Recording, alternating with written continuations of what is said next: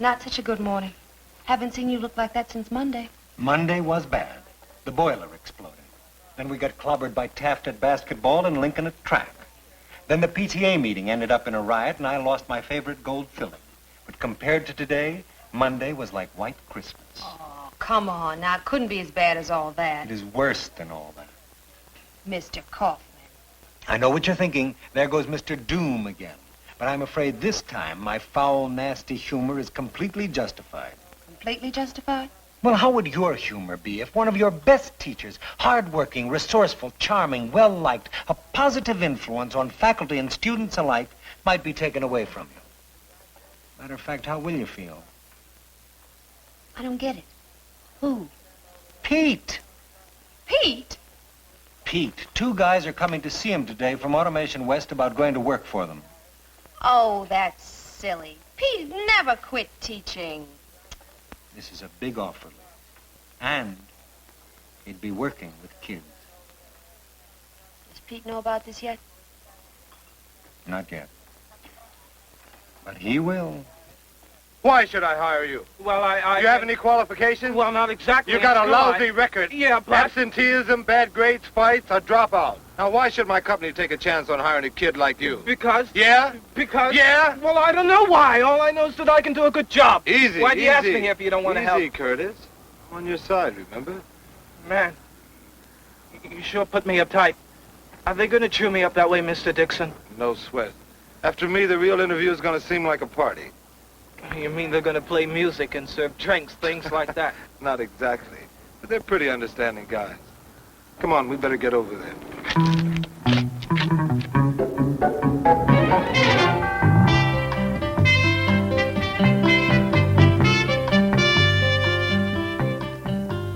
I wonder what's keeping Pete. You know I shouldn't allow this. And in my own office at that. Good morning. Sorry I'm late. Hello, Lou. How are you? Fine. Pete, I want you to meet my boss. This is Joe Ralston, Vice President of Charge Personnel at Automation West. Hello, how are you? How are you? Gentlemen, if you'll excuse me, I'm going to leave you to plot your foul deed in private. Pete, I've been looking forward to meeting you. Lou tells me the great work you've been doing with these dropout kids. Well, it is an important job, and I do the best I can. But you fellas certainly have helped by placing the kids in your plant. My latest candidate is outside. Oh, that's fine. But we'd like to talk to you about something first. Sure. Pete, we're opening branches in 12 cities, and we want to equip ourselves to be able to train over 1,000 dropouts a year. Great. A lot of kids could sure use your help. And we'd like you to help us. Sure, what can I do? Pete, we're looking for a dedicated young man who knows kids. A man they can trust. We'd like to offer him a job at Automation West. And we feel that you're the kind of guy we're looking for. It's a wonderful opportunity, Pete. Well, I'm flattered, but I'm a teacher. As strange as it may seem, I actually like teaching. Well, all we're asking is that you consider taking an exam that might lead to your being in charge of our job training program. It's just not what I want. It's a chance to do great work and be rewarded for it. Pete, how many students altogether do you have in your classes? About 150. Well, if you qualify for our job, you could be helping a great many more. And at a salary about 3 times what you're making now. So please consider it. Okay, I'll think about it. Good. Now, who's this young man you wanted me to meet? His name is Curtis Jameson. He's a good kid. Curtis, meet Lou Hershey. He'll take care of you. It's my pleasure. Hi. Please, come inside. Thank you. Good luck. Mr. Kaufman, I appreciate you letting me come in like this to talk to Pete. Better here than skulking around in alleys. Do I still have a history teacher? Well, you'll have to ask Pete that one. I'll be talking to you, Pete. Mr. Kaufman. How about you? Hi, Mr. Kaufman. Mr. Dixon. Hi, Sarah. So? You staying or leaving? Right now, I'm going to my first period class. I'll walk you. You see what a nice guy I am to work for? Would that guy walk into your office every morning? No running in the halls, please. Yes, sir. So, did they make you a good offer? A very good offer. Oh. Pete, I wonder if you're aware of some of the fringe benefits offered to employees at Walt Whitman High. Oh, I didn't know there were any. Oh, you'd be surprised. For instance, I can let you have my private parking space right by the back door. And you give up your quick getaways? You'd be surprised the lengths I'd go to keep you here. I won't hold you to anything said in the heat of passion. I hope you haven't said anything in the heat of passion to those horse thieves like, say, yes. Oh, Pete, am I glad to see you. The bell rang and you weren't here, and I was afraid I was going to have to teach class. Not that I was afraid to teach class or anything. I could get rid of her for you. And they're talking to me about being the guy to run the whole operation. That is if I pass the exam, of course. Oh? Wow, that's fantastic. Very flattering. It's a great opportunity, too. Oh, come on, Pete, you don't want that. Of course not. Do you? What do you mean I don't want it? Well, because you're a teacher. A great teacher. Well, I'd still be working with kids on this job. Why talk about it? You wouldn't quit teaching no matter what they offered you. Macaroni, please. Hey, wait a minute. Aren't you being just a little too quick to write this whole thing off? This might turn out to be something very important to me. I just know you, Pete. If you were like other men, you wouldn't have gone into teaching in the first place. You mean if I were ambitious like other men? What I mean is, you just happen to be one of those people who does things because of their ideals. I help you to resolve your difficulties.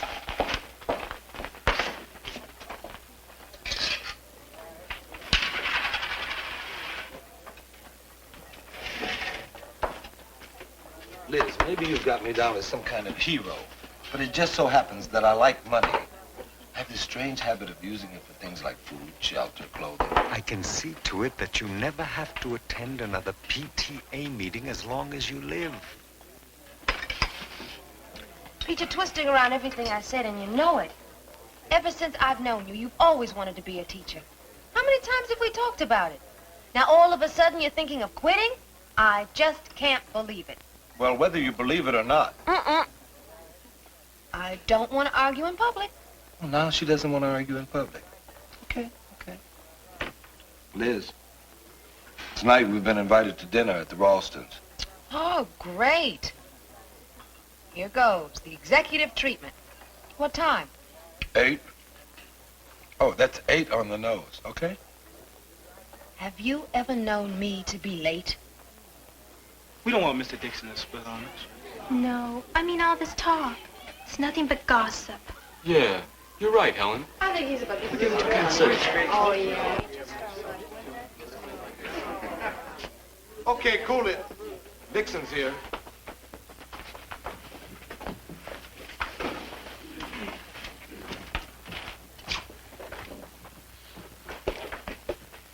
Al, yesterday when the bell rang, you were saying that the years before World War I were a lot like today. Now, how do you figure that? Well, the armies were getting bigger and bigger. Now most armies are getting smaller. Yeah, but our weapons are getting more powerful. And just like in those days, everybody says they're just for defense. Well, aren't they for defense? When people build weapons, they always end up using them. Everybody's scared. People have always been fighting. But everybody always says they want peace. Saying ain't doing. Maybe we don't really want peace. How did it work in World War I?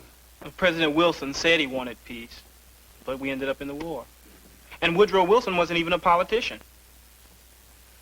Richie, I got an important question, Mr. Dixon. what is it? It ain't exactly about World War I. Go ahead. Mr. Dixon, we heard that you were taking another job and leaving Walt Whitman. Is that true? I appreciate your interest, Richie. But what's that got to do with what we're talking about? We'd sure like to know whether you're leaving us or not. Well, what I want is this class and our textbooks to come out even at the end of the semester. You gonna be here at the end of the semester? Richie, let's get back to Woodrow Wilson. Okay. Before the war, President Wilson had a policy which has a lot to do with right here, now. What was it? It was called watchful waiting.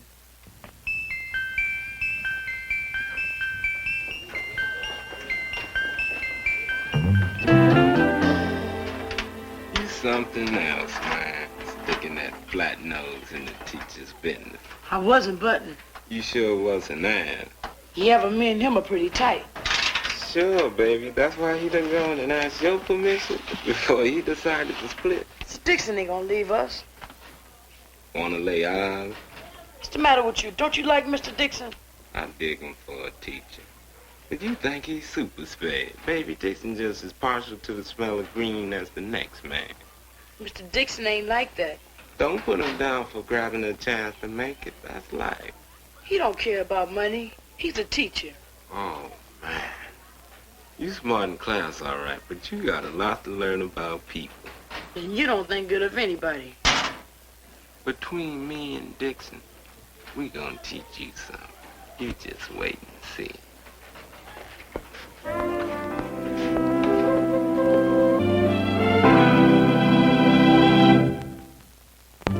You look beautiful. Now let's go. I don't know why I'm going through with this. Dinner at the Ralstons, whining and dining you. It's like you're being seduced. Look, Liz, Ralston's with a company that's doing a lot of good, and I am not about to say no. And he wants you to leave Whitman, and I want you to stay. You know, I've gotten kind of used to that funny face of yours coming down the hallway. Liz, we're going to be late. Since I'm against this whole thing, I can't think of one good reason why I should go anyway. Because I want you to. Yeah, I want you to go with me. Okay? Okay. Okay.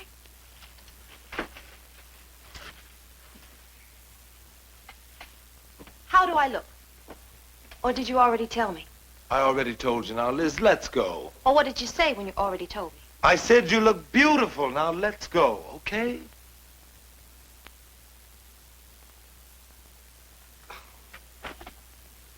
Liz, what is it? I don't know. It's the whole thing.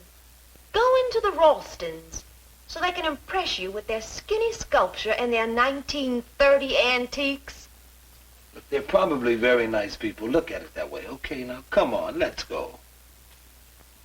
Okay. Maybe you're right. I might even have a very nice time. But I doubt it. Are you sure you don't want anything stronger than orange juice, Pete? Absolutely. You know, I'll bet there are guys that do the minimum required each day, hide behind the law, and race home as soon as the bell rings. But Pete is a real teacher. There are a lot of good teachers. People who care about the kids and do everything they can to help them. Yeah, but if they were all like you, we wouldn't have any need for our dropout program. That's right. Then she said, Miss McIntyre, I don't know what you're talking about, but I'm talking about kissing. This kid Bobby I was telling you about, one day in class, he was half asleep, and I happened to mention that my watch stopped. He said he'd fix it, so I gave it to him. You never saw him or the watch again. Now, he took it home with him, fixed it, brought it back the next morning, and it hasn't stopped running since. That's what he likes, fixing things. Cars, watches, anything that moves. Automation West could use a kid like that. But Bobby hasn't dropped out. We got him a part-time job working for a jeweler.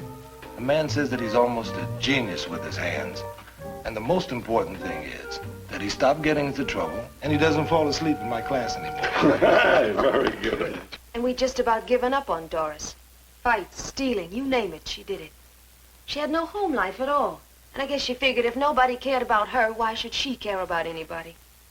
Then I got this idea to get her into the nursery school program. Wasn't that dangerous? A girl like that? Well, maybe. But there was something about Doris. Something in her eyes, like a need.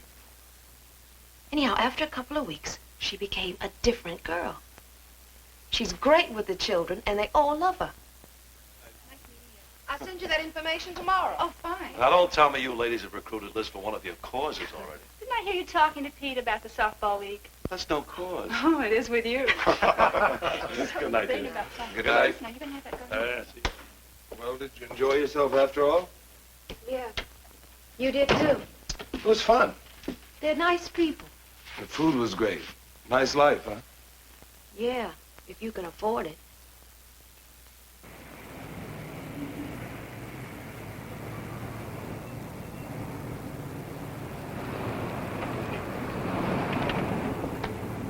Good morning. Morning. Pete, thanks for agreeing to take these tests for us. No obligation either way, right? Right. Well, I have nothing else to add except that the answers are taped underneath the third sink from the left in the men's room. And look, take your time. I don't want you to feel you're under any pressure. I've never felt less pressure in my life. Good. Third thing from the left?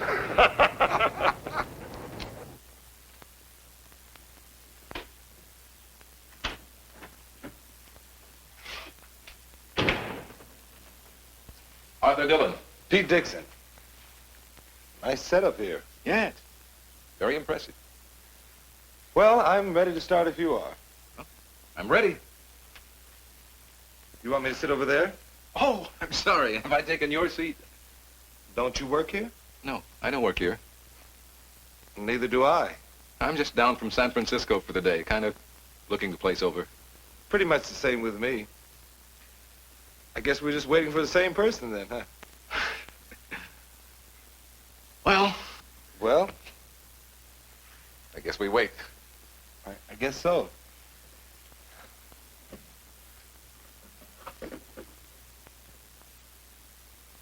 You work in electronics? Oh, no, I'm a teacher. You? I'm a teacher, too. You from out of town? No, I'm from here. I teach history at high school. Here. You? English. Mr. Dillon, Mr. Dixon, have you met? Yes. Since you're both scheduled to take the same battery, I thought it might be simpler to test you together. I hope you don't mind. No, not at all. That is, if Mr. Dixon doesn't mind. It's all right with me. I'd enjoy the company. This first part will take 60 minutes.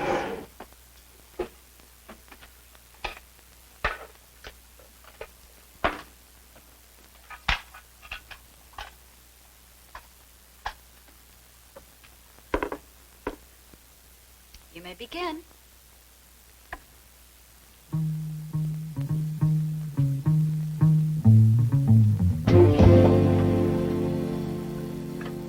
Hello, Richie. Come in. Say, don't you have a class now? Yeah, history with Mr. Dixon, but he's not there now. No, he's not, but Miss Johnson is. Does she know you're here? I got her permission. Anyway, you know Miss Johnson with her progressive teaching methods. She didn't ask why. Did you want to speak to me? Yeah. It's about Mr. Dixon. Do you think he's gonna leave Whitman? I don't know. Why do you ask? Well, to tell you the truth, I'm worried. There's nothing to worry about. If he leaves, another teacher will teach you history, that's all. But that's not what I'm worried about. Well, then what is it? Well, I just wanted you to know. I mean, I know you and Mr. Dixon. Well, anyhow, I just wanted you to know, in case you get kind of lonely. There's a lot of us kids around here that like you very much. That's all. Thank you, Richie.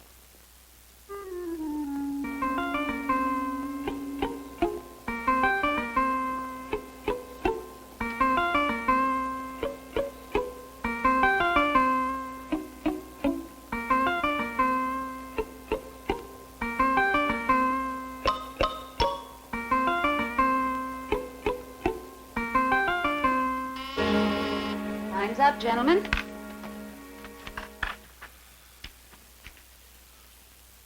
Very interesting, huh? Oh, yes, I enjoyed it. You'll be notified of the results as soon as possible. Thank you. Thanks. You going back to San Francisco today? No, I'm going to be sticking around for another day at least. There's some people here I have to talk to. Yeah, me too.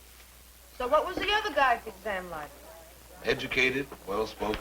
Seem to have a lot going for him. I've always been a terrible exam taker. When I was a little girl, I used to break out in hives. Maybe your body was trying to tell you something. So? What happened? Is this a farewell lunch? Well, I haven't heard anything since the exam.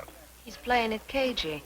Well, they're not pressuring me to make a decision, but my friends... I've been totally objective, despite my true feelings. We've all been totally objective. By the way, did I tell you I'm thinking about putting an air conditioner in your room? Well, I told Lou I'd call him at noon to get the test results. Wish me luck. Here's a dime. Remember, there's more where that came from.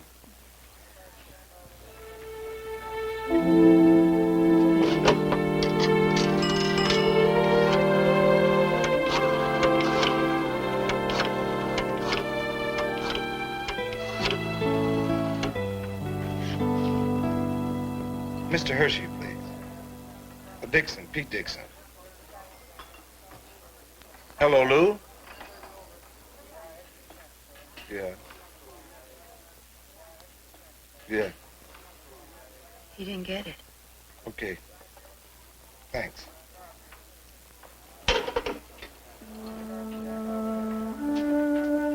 Well, they gave the job to Dillon. So, win a few, lose a few. Gee, Pete, I don't know what to say. You know something, Alice? Neither do I. Answer the questions at the end of chapter 17. And on Monday, we'll start on the First World War.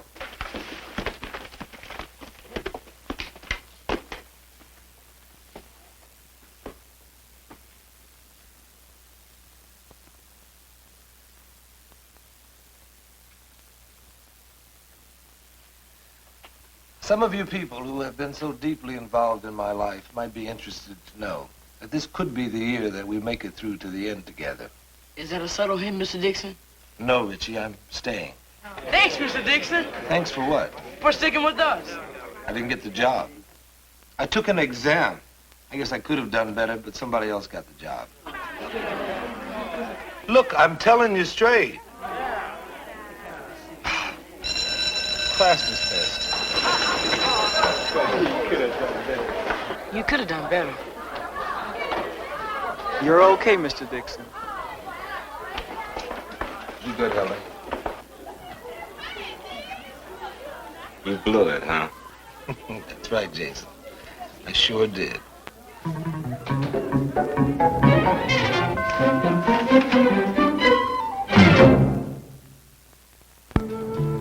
I'm sorry. Thanks. Were you very disappointed? It's always more fun to win. I guess it is. Pete! Oh, hi, Joe. How are you? Been looking for you. I guess I better leave. No, please stay. It's all right with Pete. I just want to explain to him personally what happened. Wasn't it a simple case of the better man won? Not quite. You see, those tests told us some very interesting things about you. You want to hear? Go ahead. Pete, you don't want to leave Walt Whitman. All you want to do is teach. Those tests showed us that. Working for Automation West would have made you miserable.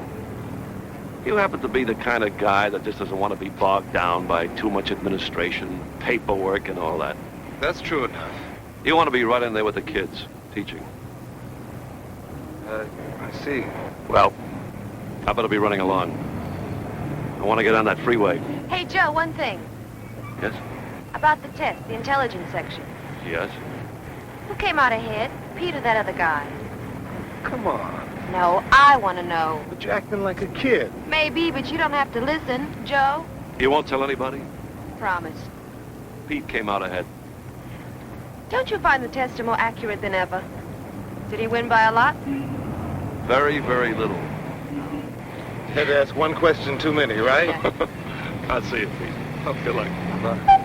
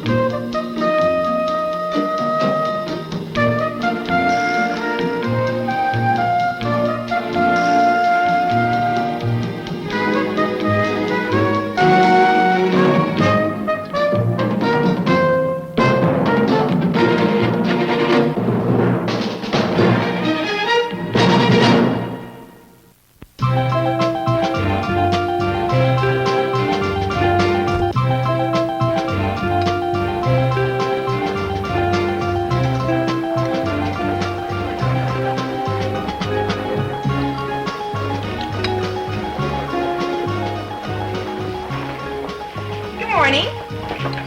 Alice, it's Monday. I know that. Well, then how can you be so cheerful? Beautiful day, beautiful school, beautiful people, beautiful...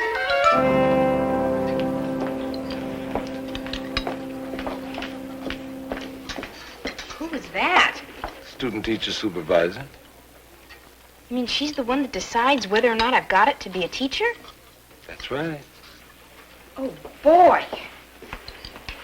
She looks so tough. She probably won't like my style of teaching. What's your style? I don't know yet. Don't worry. She'll be crazy about you just like the rest of us. Well, see you later. You know, Pete's such a great teacher, it's depressing. Now, why is it depressing? Because I'm not even worthy of erasing his blackboards. Don't underestimate yourself. You haven't even begun yet. I know, and already I'm scared stiff. Especially after seeing that supervisor. It's normal to be nervous at first. Liz, what'd you want to be when you were a little girl? Until the age of 5, I wanted to be a lady wrestler. I was very influenced by TV. You see, I've always wanted to be a teacher. A lot of girls said that, but most of them chickened out. Chickened out? Well, you know, they got married or dropped out of ed school. But not me. You know, all this time I've been looking forward to teaching, to being a really great teacher. Now it's here. What if I can't do it? Has Mary Poppins taken over a class yet? You mean Alice? Who else? Not yet. That comes tomorrow. Better shape her up pretty fast. The supervisor will be back in a few days to monitor her class. Well, I've worked it out where she can take over a couple of classes before then.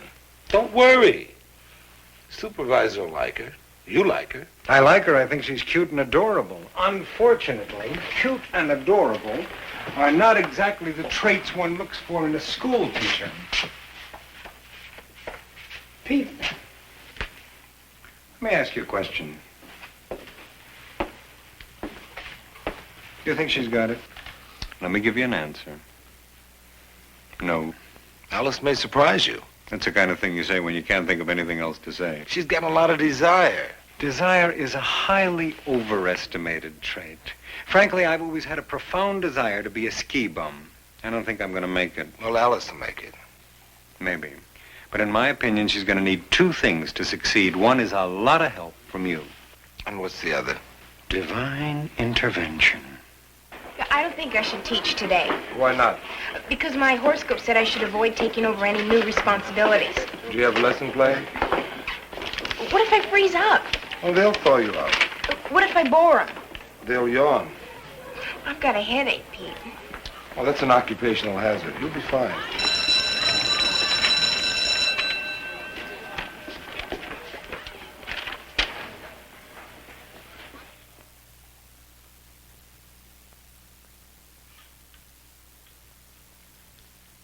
Well, yesterday, Mr. Dixon and you were discussing the Indian Wars. Now, in 1876, war broke out again, and the most famous of the battles took place on June 25th at Little Bighorn, where Custer made his last stand.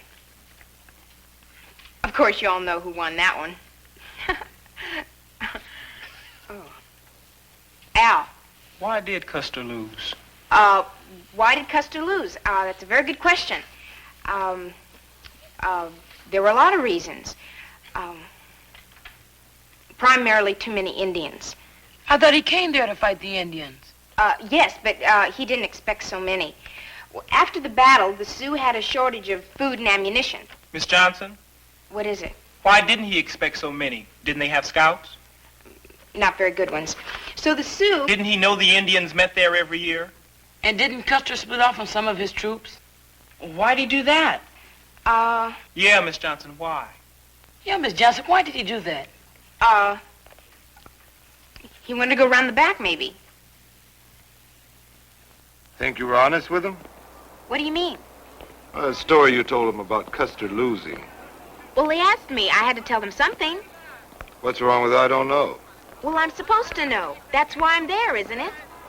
Haven't met a teacher yet who knew everything. What if I didn't give them an answer? Wouldn't they feel I wasn't qualified? How do you think they feel now? Anyway, nobody knows what really happened to Custer. You're right. You're absolutely right. I was faking and they didn't believe me. That's right. There's nothing these kids can spot quicker than a phony answer. No wonder they didn't believe me. And you didn't believe me. I didn't believe me either. Well, now that you understand, don't worry about it. But how can you let me get off so easily? It was a natural mistake. A natural mistake? I've committed an educational crime. I mean, what if they had believed me? They would have gone through the rest of their lives thinking that they knew the real reason Custer lost. I promise I'll never do it again. You'll do great in class tomorrow. I'm just sorry I won't be there to see you. Why not? Why won't you be there to see me? I have a meeting. You mean you expect me to go in solo? Right. But I'm not ready to face them alone yet. You'll have to do it sooner or later. How about later? Believe me, one day you'll look back on all this and laugh. Smile, maybe. Laugh, never. All right, everybody, let's calm down. That's better. Richie. Where's Mr. Dixon? Mr. Dixon won't be here today. Oh. Now, as you recall, we were talking about the Dawes. What is it, Frank? May I have permission to leave the room? The period just began. This is an emergency. Oh, all right.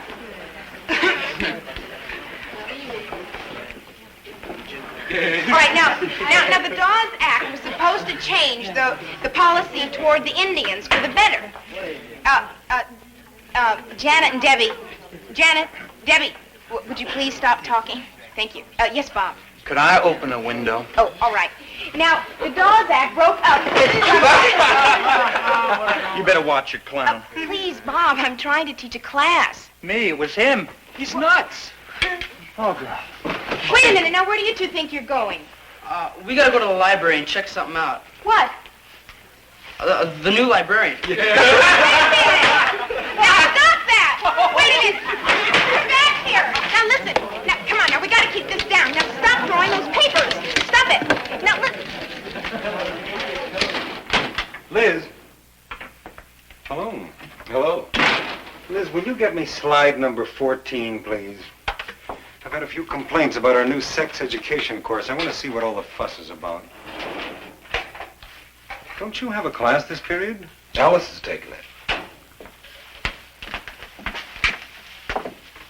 No, boy. Live and learn.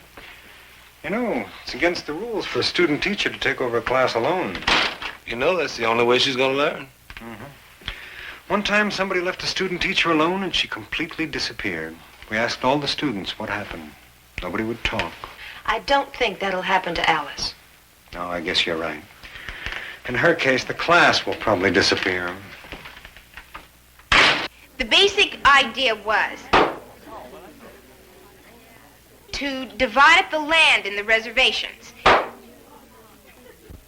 Bernie, was that you? I'm clean. You want to look? Told you.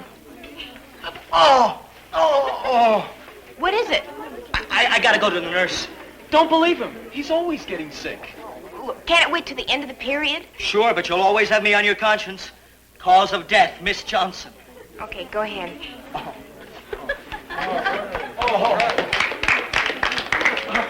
Yeah, ground is kind of like good. What time are you going? Janet and Debbie. All right, now, the basic problem was, Frank, where did you get my keys? May I have them back, please? Jason, please give me my keys back. Please, may I have my keys? Please? Frank, give me my keys back, please. Please? Jason, may I have my keys? Give me back my keys. May I have them? Thank you. I'll see you all tomorrow. I hope we get a lot more done.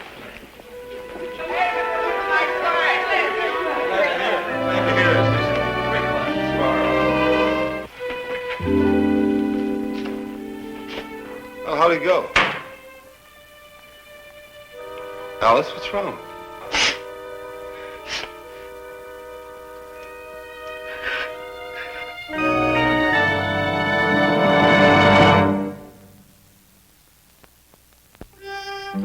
Now, the Summerhill theory is that children basically want to learn. It's obvious he never taught at Whitman. That's an interesting theory. Well. Another meeting of the Student Teachers Association. You kids wouldn't be planning to take over the school, would you? No, sir. Too bad. Anytime you want to take over, just ask. We're having enough trouble just learning how to teach. No false modesty. I understand you're doing very well. I only wish that when I was starting to teach, I knew as much as you kids do. Thank you, sir. Oh, my. This reminds me of when I was a student teacher. Before I'm overcome by a wave of nostalgia, I'll move on. Wow, you must be doing something right. How'd you do it? Well, I got a groovy bunch of kids. Me too. How are your students, Alice? They're wonderful. Boy, you don't know how fortunate you are. My group would have terrified Attila the Hun. What happened? Well, they really got out of hand until I showed them who's boss. How? First of all, I practiced thinking tough. You're only as tough as you think. It's the power of negative thinking. Oh, go ahead and laugh, but the enemy can sense it if you're weak. The enemy? Well, let's face it, that's what they are. What are your tactics, General? Meet force with force. Threaten to suspend them. Scream, whatever's necessary. But don't they hate you? They act like they do. But underneath, they really loved me. You notice she psychoanalyzed the entire class? Children are crying for limits. They may object, but they really want them. These kids are only a few years younger than we are. Wait until you get in a situation where it's them or you, and see what you do. Now, when they didn't find gold, they changed the signs to Pikes Peak and Busted. All right, let's hold it down, everybody. I said be quiet! All right. Now, let's get one thing straight. There's not going to be any more messing around in this class. You're looking at the new Miss Johnson. No more Mr. Nice Guy. Did you hear me, Bob? Yeah. What? Yes, sir. What do you want? Can I please? No, you can't. Now.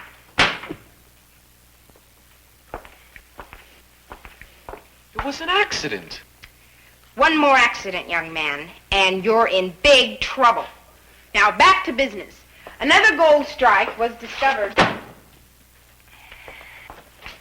I didn't do it. Get your things together. It's a frame-up. Yes. It wasn't his fault. You want to be the next to go?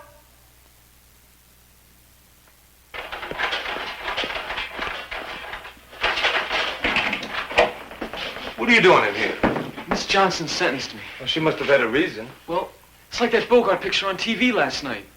He never killed nobody, but he kept getting blamed. You didn't kill anybody? No. Good. But I'm innocent! I'm innocent, I tell you! Give me a mouthpiece! Bob? I'm sorry.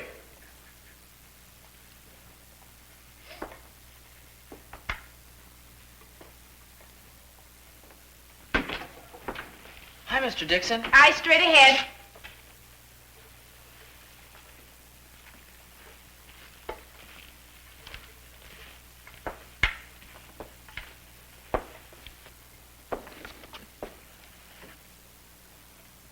All right, time's up. Pass your paper to the person in front of you, without talking.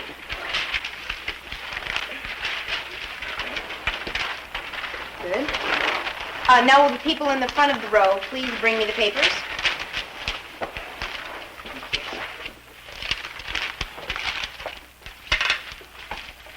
All right. We have a little time. Let's talk about one of the most exciting bunch of people in our history, the cowboys. Now, after the Civil War, the cattle drive came into existence. Who can tell me why?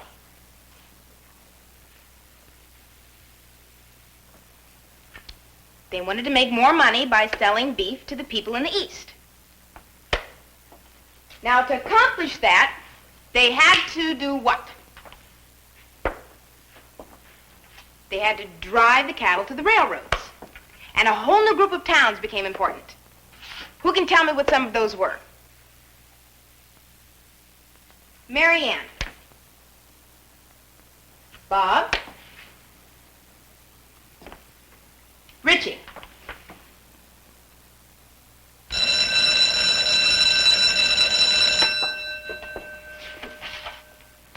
You may go.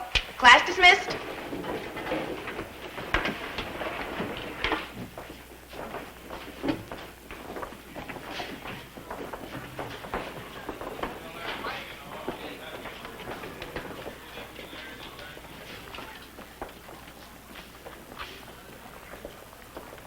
May I have permission to speak? Oh, come on, Pete. Did you see the difference? Did you? They really respected me this time. That depends on your definition of respect. But they were quiet. Sure, you made them afraid to speak. What'd you send Bernie out for? He dropped a book. Sit down, Alice.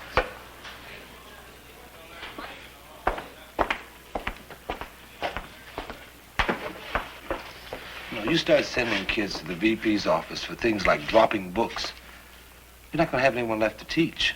But the supervisor's coming tomorrow, and I've got to be in control. This isn't Folsom Prison. If you're teaching right, you'll be in control. Pete, why are you so mad at me? Because I care about you becoming a teacher, and you're not going to get there with these easy cop-outs. You want your students to have some respect for you, then you'll have to start having respect for them. I was having a really tough time until all of a sudden it came to me. Just the perfect solution. What? How do I quit? Alice, you always make me feel like there's a whole mess of stuff I just missed. Oh, look, I don't have to teach. I mean, there are a whole lot of other things I could do. Like, well, I could be a topless waitress. Hey, what happened?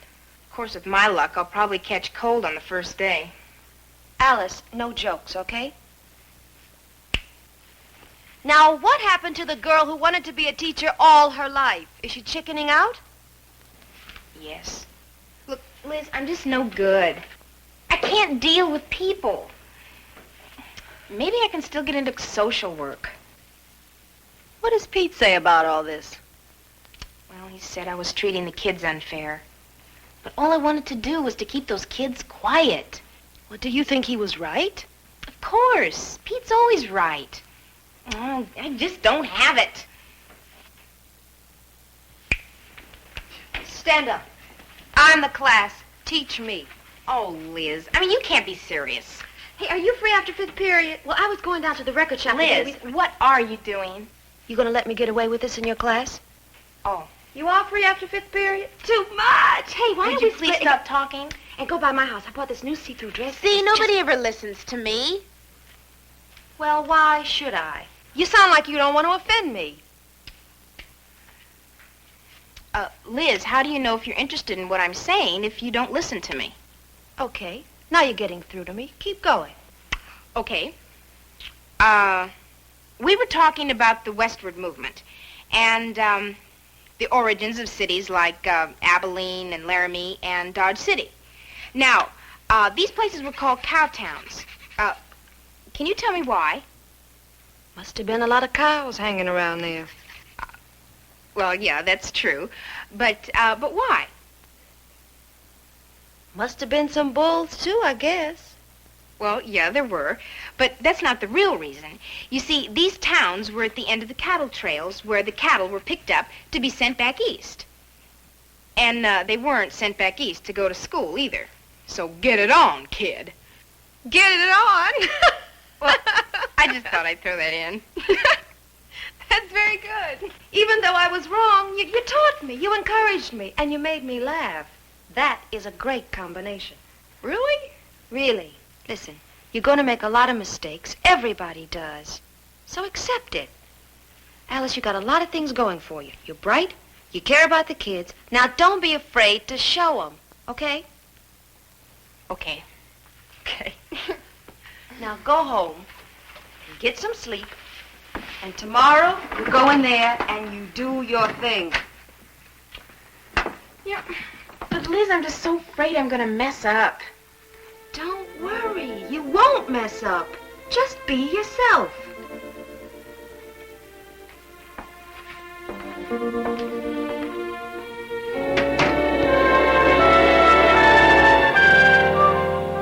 Sedalia, Chisholm, Western, and Goodnight Loving. Now, what do these 4 names mean? Come on. Somebody must know. Bernie. I was just scratching my back. Helen. They were cattle trails. Cattle trails, right. Good. What is it, Frank? Why did they call it the Goodnight Loving Trail? Well, possibly because it was very romantic. Oh, come on. No, I'm not sure. But if you're really interested, there are a lot of good books in the library. I'll see you after class, okay? Okay. Now, the greatest problem with the cattle drives was that the steers lost so much weight. What do you want? Who, me? I was just scratching. Bernie, do you have a dog at home? Yeah, why? Well, it might be a good idea if you borrowed his flea collar. Well, now, anyhow, the cattlemen found that their steers could live on the plains and have the whole place to themselves until something happened. Fred. The homesteaders moved in. Right. And they didn't get along with the cattlemen. Very good. Now, anybody else? Richie. Well, that's because the cows kept running over the farmers' crops. But the farmers eventually won. Why? I forget. Come on, anybody know? What about the invention of barbed wire? Right. Right again, Miss Johnson. Now, even with the invention of barbed wire, the farmer's life wasn't easy. Jason, get your foot down. Jason. Now, there were droughts in the summer and storms in the winter. Heavy teacher, huh? And on top of that, the grasshoppers came along and ate everything in sight. Who knows? Well, what's the verdict? Well, she was a little nervous, but I think she'll make it. So the government opened up the Oklahoma Territory for settlement. And boy, was there a stampede of people. Fantastic! Who can add to that? Richie? Well, within a couple of hours, they grabbed almost all the land. Right, but now why did the government open up the Oklahoma Territory? Because the settlers needed more land. You mean, in other words, this was a good thing? It sure was. Was it? Who did they take the land from? They took it from the Indians. Right. Now, Frank, can you answer that? The Sioux, right. Anybody else? It's a modern miracle. Where is she now? I left her in class. Mr. Kaufman! Mr. Kaufman, guess what? You decided to become a nun. No, I passed. Of course, I couldn't have done it without Pete and Liz. Especially Pete. Oh, no offense, Liz. Alice, you did it all by yourself. Yes, but I couldn't have done it without your help. Oh, come on, Alice. And Liz, that night at your apartment when I almost quit. Alice, Pete, tell her. Alice Johnson, you did it all by yourself. You, right? Right.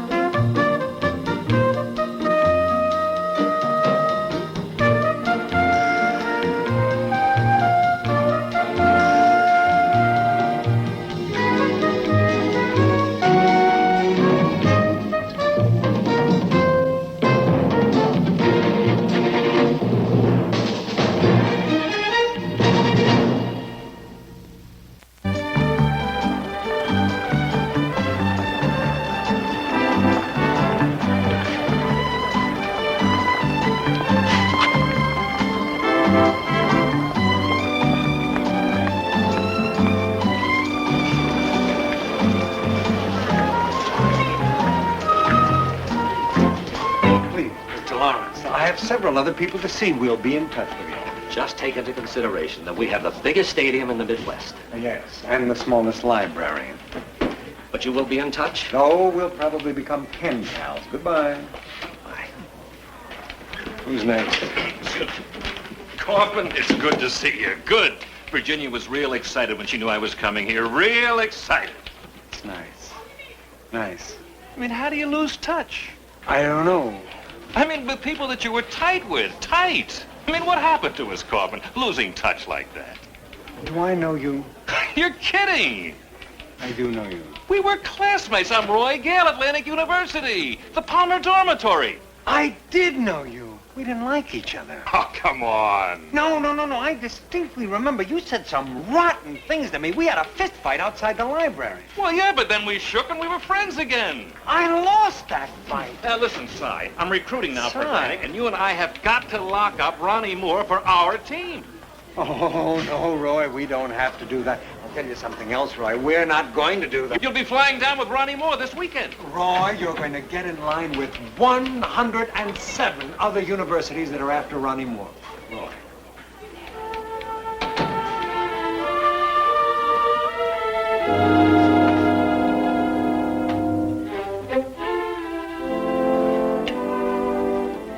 You know Al? You mean the postman? He ain't so pleasant no more. Hey, Mama, I'm full. This may plain shock you, honey, but I wasn't thinking of you. I want to get some breakfast started for Mr. Dixon.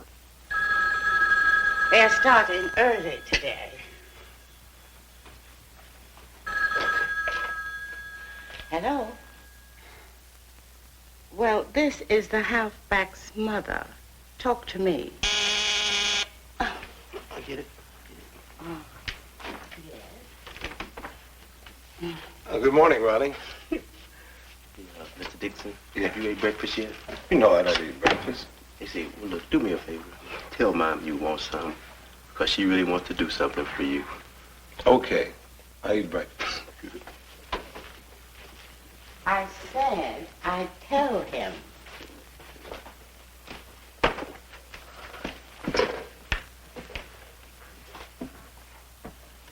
Arizona State is in love with you. Don't laugh. You don't know how many of these calls I've been getting. I can't help it, Mrs. Moore. You are too much. Now, there isn't anything in the parent-teacher's manual that says I have to listen to a con like that. You want some breakfast, Mr. Dixon? I'd love some.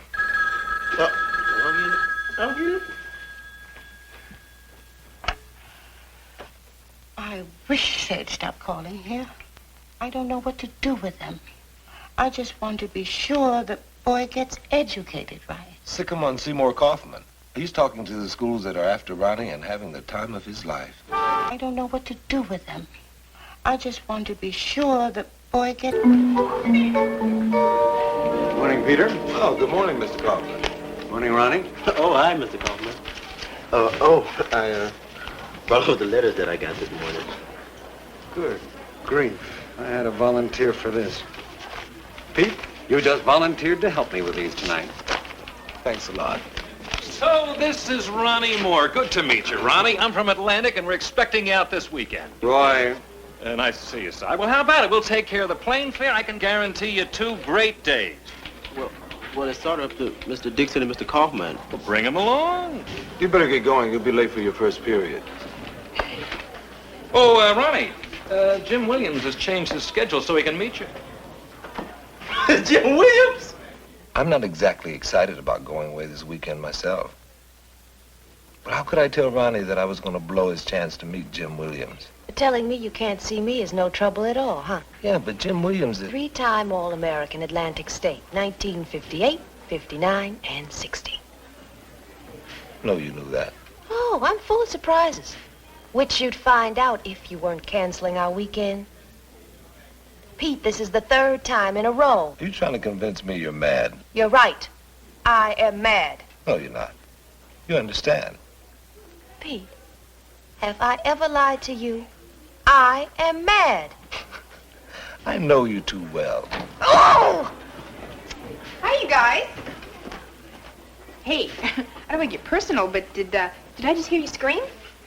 Oh, I was just being understanding. I see. You're into something. I better go. I don't want to interrupt. Right? Oh, it's okay, Alice.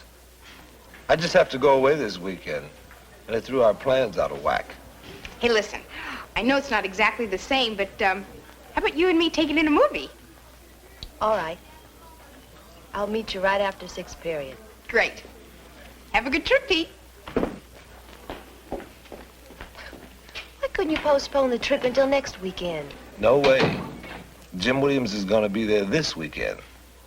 And to tell you the truth, I didn't want to blow a chance to meet him either.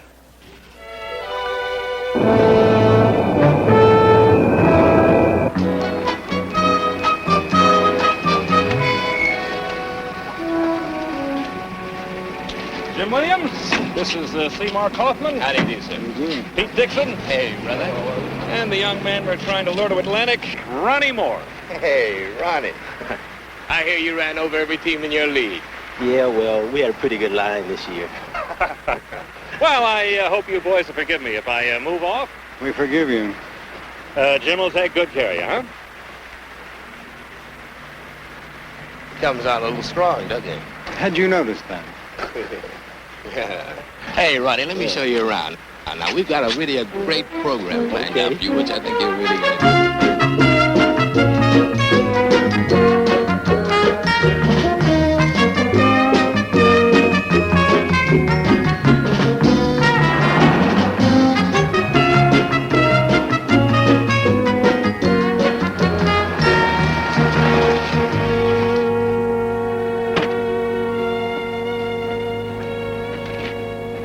Hey, man, this is something else.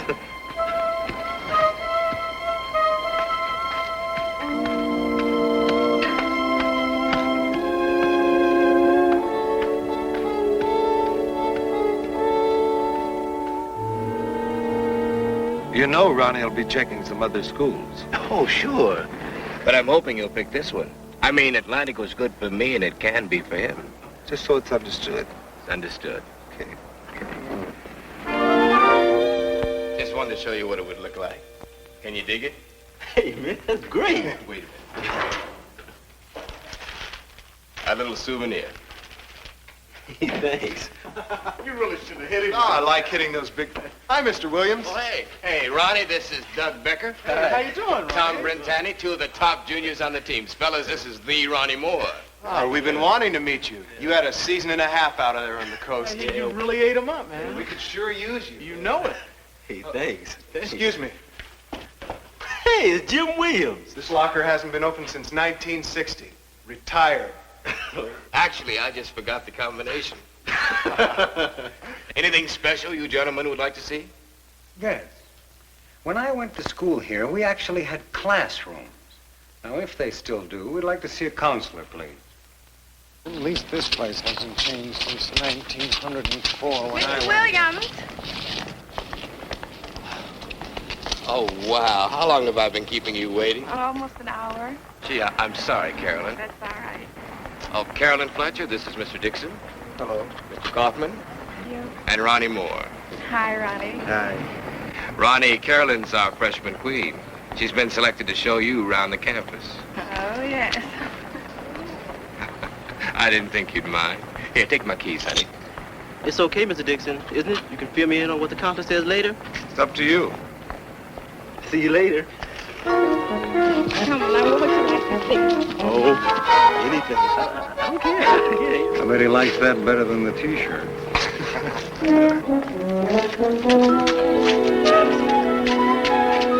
Listen, I know it's important, but I've got some people with me here now. Tell him I'll be there in, say, 10 minutes. But I'm sorry. Of course, that's only a rough schedule. There would be some changes depending on what the boy wants. Well, suppose the boy wants to graduate. I'm sorry, I don't follow you. Oh, you have him loaded up with electives and very few required subjects. Well, our players spend 45 hours a week on football. Now, if you dump too heavy an academic load on them at the same time, it's too much pressure. Are you serious? I have more pressure than this deciding when to eat dinner. Well, we have a lot of experience with young athletes, and, How do they graduate if they don't have the required courses? well, eventually he will have the required courses. And exactly when will that eventually take place? I'm sorry, I have an appointment off campus. Well, Mr. Williams, you can set their minds at rest. Oh, please, excuse me. All right, Mr. Williams. Go ahead, set my mind at rest. It's been needing it for years. This man is something else, isn't he? What about this? The schedule. Well, all I can say is it'll work fine for me. So they must know what they're doing. Not with a schedule like this, they don't. Okay. We'll work out another schedule. I mean, like the man said, it's not the last word. Besides, it's Ronnie's decision, right?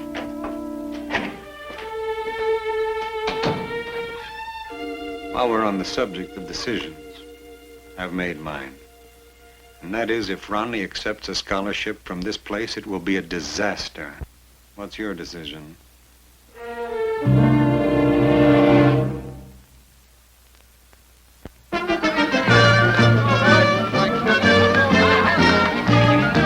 We had 6 black players on the team last year that were all seniors. Only one graduated. Another's back to pick up the required courses that he missed. But he's off scholarship. If you can't play, you pay. What's with Jim Williams? He's been coming on pretty strong to Ronnie. Yeah, it was kind of Jim's idea for us to do that little welcome number on Ronnie. He's a hard cat to say no to. Well, if Ronnie's going to get a raw deal, what's Jim's point? Farmer, Brentani, Becker, come on. You got 30 seconds. You start doing laps. Coming. See you. Thanks. Mr. Dixon? Farmer! Yeah, what is it? See you. Okay, everybody in, let's go.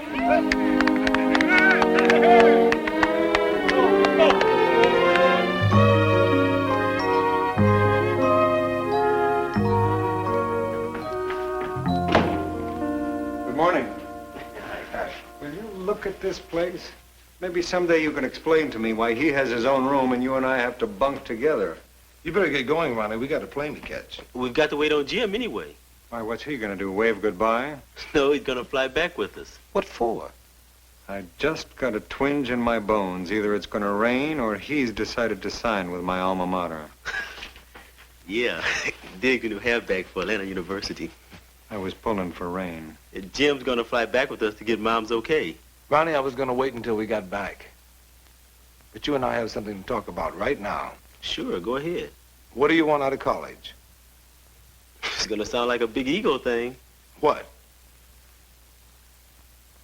Everything, I guess. What do you mean by everything? Oh, a chance to play football and to get a degree in electronics. Hey, Ronnie. Good morning, gentlemen. I guess Ronnie's told you about his big decision. Yes, we were just standing around here celebrating. We decided that Atlantic is not the right place for Ronnie. But why shouldn't he go there? Yeah, Mr. Dixon, why not? I'll give you a list later on. But the bottom line is that a lot of players don't graduate. And Atlantic doesn't seem to care one way or the other. That's a little one-sided, isn't it? I mean, a kid gets out of school only what he puts into it. I don't want you to think that I appreciate what you've done for me. Good. But I've been over just about everything with Jim. Maybe Jim didn't tell you the whole story. If you want a degree in electronics... Now, hold it, buddy. Now, what's this about Jim and the whole story? If you don't mind, I'm talking to Ronnie. Well, speak your piece. Now, look, I went to Atlantic. I know all the guys were treated well there, and I'll make sure that Ronnie is, too. See? Jim's gonna look out for me. So everything's cool, huh? No, Ronnie, it isn't. I think you'll be making a big mistake. Now, what do I have to do to convince you? Try giving him a T-shirt. Look, we only got about 20 minutes to make it to the airport. You guys go ahead. There's a plane every 3 hours. I'll catch the next one. Something wrong? I just got one more stop to make. You see, I didn't want to badmouth Jim because he's just doing his job, but Ronnie seems like a good kid. What do you mean doing his job? Well, he's a used car salesman in town at McCabe's here. McCabe's one of those big gung-ho alumnus. Go ahead. So whenever there's a hot prospect around, and black prospect, he turns Jim loose. That's where the bread, the big car, and the custom threads come from. Hustling high school kids, huh? Well, that's the way it goes, man. I mean, after he hurt his leg and couldn't go professional, there wasn't much left he could do. He never graduated?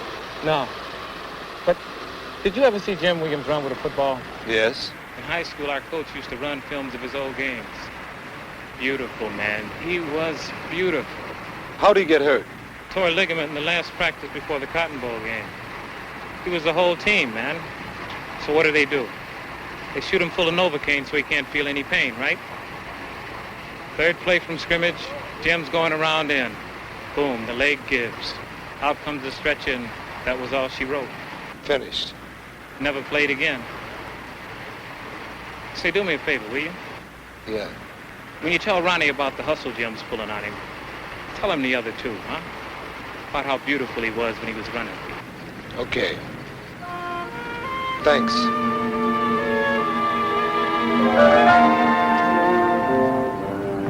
Flight 14, now disembarking, gate 5. I don't care if Ronnie gets embarrassed or not. He's gonna get hugged. Oh, there they are.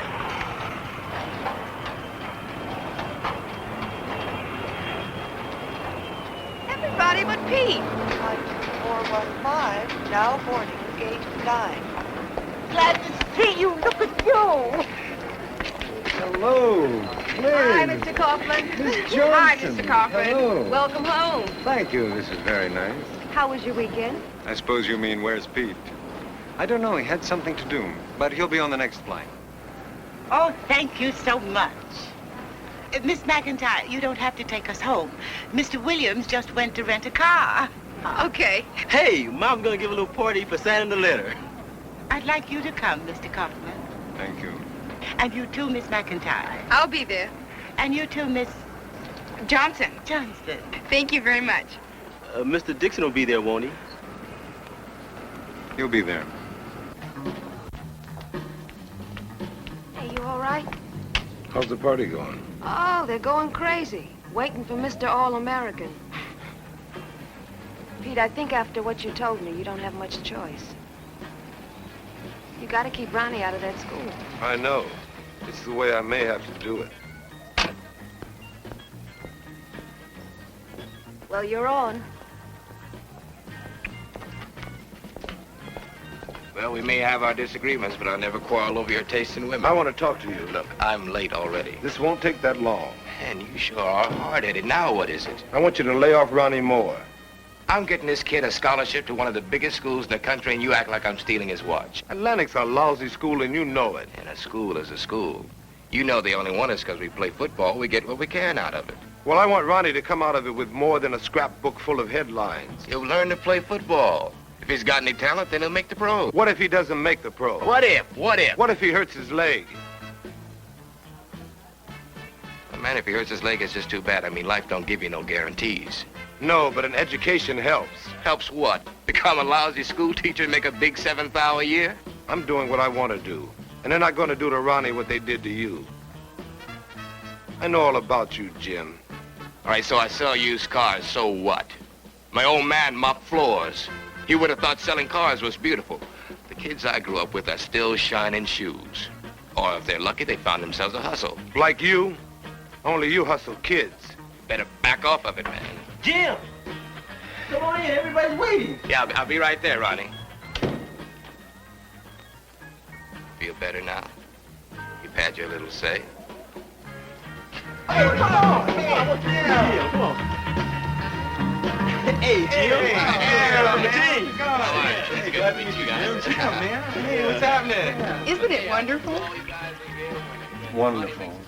I think it's so important for young people to have athletic heroes setting behavioral standards. Come on, fellas, cooler. Come on, cooler. Yeah, we've got an occasion here. Now, let's get Ronnie's signature and Mama's approval, and then I'll answer all your questions. All right? Yeah. Okay. I never could work the camera. It always comes out. We'll get the picture. Hope I don't break it. Okay. Get ready to smile, everybody. Come on. Hey, man, I'm not going to let you do it. I told you to back off. Mrs. Moore, I have something to tell you. I waited until now because... Mr. Dixon, don't spoil it. Everything's gonna be okay. Mr. Dixon here has got some crazy notion that Ronnie's going to be shortchanged at Atlantic. It's something that's funny here. And I want to know what it is. Mr. Williams, you went to Atlantic. Yes, ma'am. You played football there. Yes, ma'am, I sure did. I'll bet you were a lot like my Ronnie in those days. Yes, ma'am, I guess I was. With a head full of all kinds of dreams. Yeah, sure. If you had a son like Ronnie, would you send him to get educated at Atlantic State? Oh, ma'am, I'm not even married. And even if I was, it'd be just my luck to have a daughter. The lady asked you a straight question. Mr. Dixon here feels that there are a few things that you should know before you sign this paper. One, I never graduated from Atlantic. Two, I get paid by Atlantic State to sign young students onto the team. Is there anything else you want to know? And what's Ronnie's chances of graduating? Man, Ronnie is a football player. Atlantic State will give you the only chance cats like us ever get. And that's to play pro ball. Now, you know where that's at, man. Now, what do you say? Huh?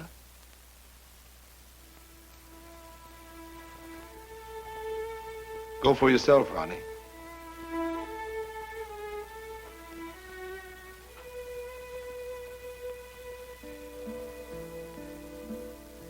Jim, I want to graduate. I'm sorry, but I have to say no. I want my degree. I'm not just a football player.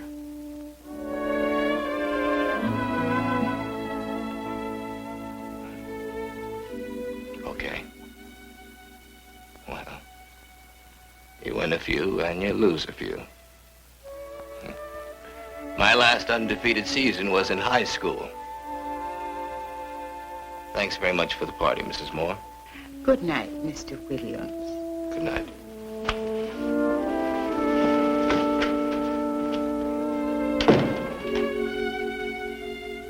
Big Jim Williams.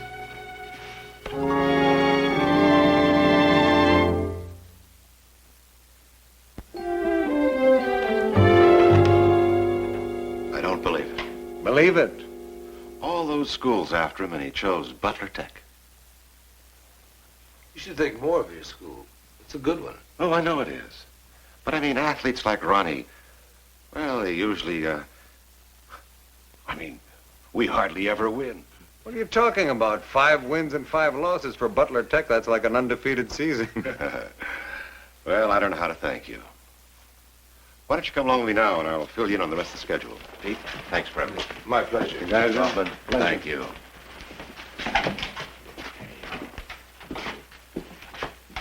My mother wrote both of you a letter.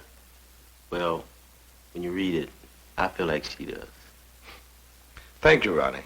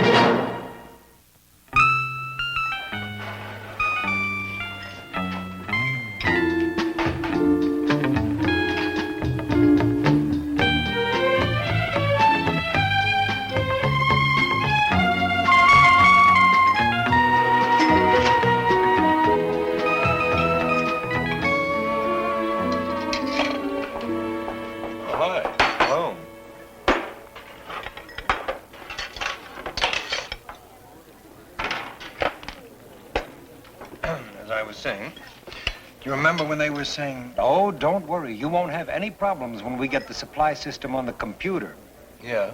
We've been trying to get new gym suits for the last 4 months. Every time we order, they send us 4 dozen medicine balls. We have more medicine balls per student than any other high school in the world. And fewer gym suits. Right. Oh, since we're on the subject of supplies, I need some newer history books. The last chapter's got World War II down as a toss-up. Medicine balls? History books? You two guys really got it rough. What's wrong with you? Nothing. I just spent the morning with a screaming 15-year-old and 2 juvenile delinquents, that's all. Where's Mrs. McIntyre? What is that? I don't even want to know. Well, let's see. It's not elk mating season. What does that leave? Army roll call or the bellow of a wounded parent? Hey! Where's this Mrs. McIntyre? Finish your lunch. I'll take care of it. No, thanks. I can do it. It's just part of a perfect day.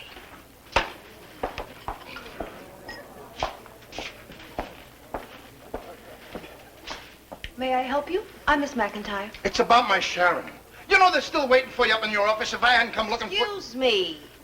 Which Sharon? My Sharon. Sharon Stops. I'm her old man. Oh. Well, Mr. Stops, if you don't mind, could we talk about this a little later? I was just starting my lunch. Look, I gotta get back to work. I'm on my lunch hour too, you know.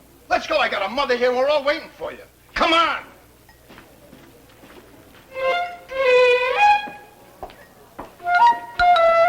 Mrs. McIntyre. It's Miss. Yeah, well, I can tell by just looking at you that you're a very smart girl, but I gotta tell you, for a smart girl, you sure did a dumb thing. Oh? What did I do? You put my little girl in the wrong major. I mean, this general thing is all wrong. But that's what she wanted. No, she needs college prep. With that general major thing, she can't go to college. The point is, she doesn't want to go to college. She wants to go. She just doesn't know it yet. Have you ever thought about reshaping your eyebrows? No, as a matter of fact, I haven't. You should listen to her. She knows a lot about makeup and hair. Well, you should see what she's done for some of her girlfriends. With reshaped eyebrows, a little more makeup, and a new hairstyle, you could be a completely different person. Who could I be? Well, you could be you, only different. You think I'm pushy? Is something happening? Sure I'm pushy, but you gotta be if you want to sell tires. Is that your office? Yeah. Let's go, girls.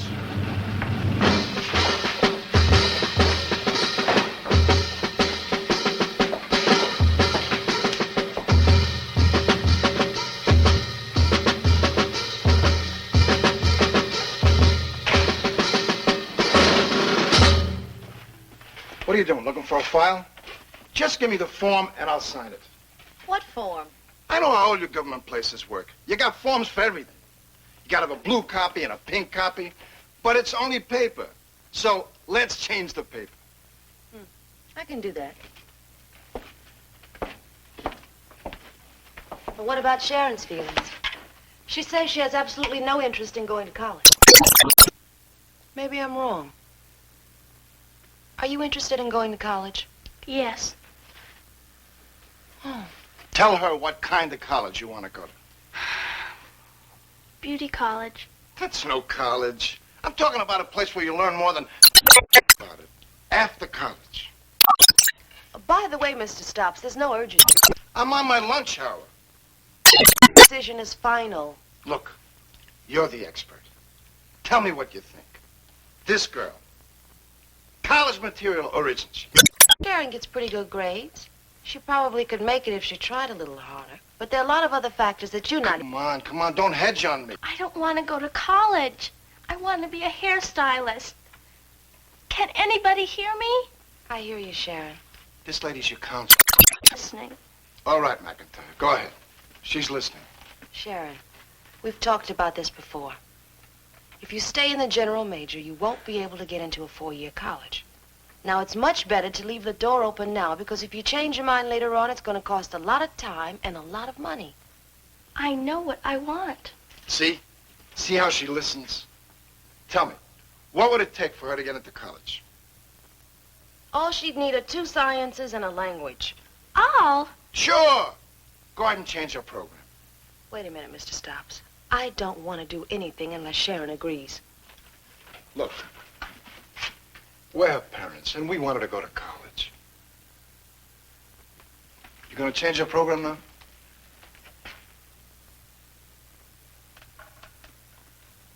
Sharon, it is possible you change your mind later on and decide to go to college. I don't like doing this if you don't want it. But why don't you give college prep a try? I told you you're a smart girl, McIntyre.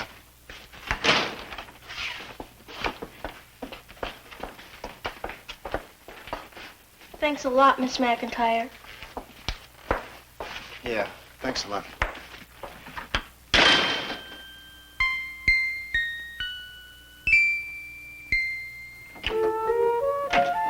Oh, hi, Sharon. Hi. What are you doing in here? Oh, I just wanted to finish this call out, Miss Johnson, and I knew 222 was empty this period. Please let me stay. Okay. Thanks. You really do that great. Thank you.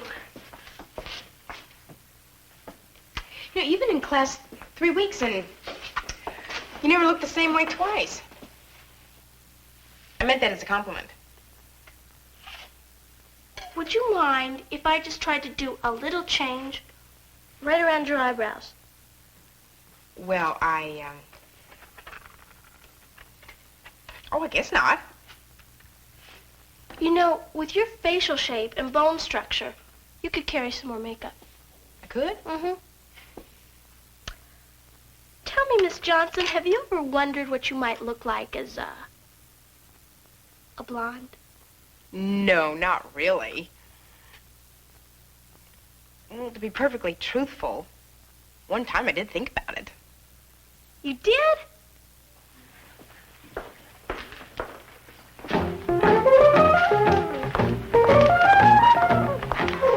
Notice any difference, Mr. Kaufman? Hey, Kevin, your voice is still the same. What happened to you? The Sharon Stops treatment. I hope it isn't contagious. What's Sharon Stops? She's a student. As a matter of fact, I was wondering, in view of the student-faculty relationship, if ethically maybe I should pay the girl. Oh, no, Miss Johnson. Ethically, I wouldn't pay her for that.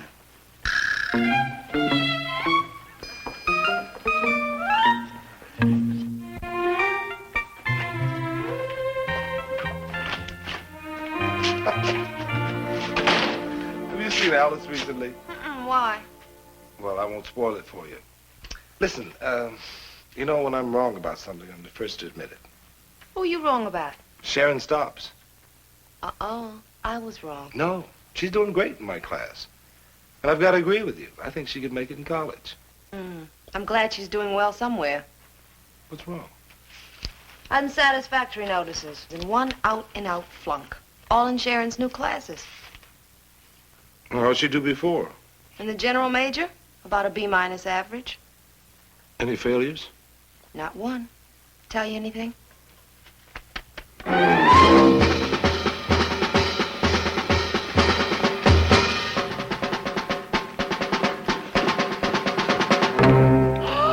Lamb shanks! Oh, I've been waiting weeks for lamb shanks. That's nice. They've been waiting weeks for you, too. Oh, nonsense. They're delicious. Lamb shanks, please. Hey, McIntyre! McIntyre! Bye, lamb shanks. My girl is flunking. Tell me why. This is idiotic. Ask her. If she knew anything, she wouldn't be flunking. Besides, you're the expert. No. She's the expert. I can only speculate. Speculate. Look, 4 new courses is a lot to handle. Too big a change, you mean, or what? She's got more work to do, and there's much more competition among the kids. More work.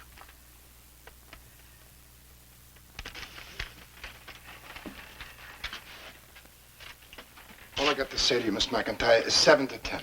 And what does that mean? Those are the hours she's going to be studying every night. All right, Saturday's off. But those grades come up, you hear me? I don't need these. Think a thing out and you can fix anything. Thanks a lot, McIntyre. Tonight, 7 sharp. You hear me? Daddy, the whole world can hear you.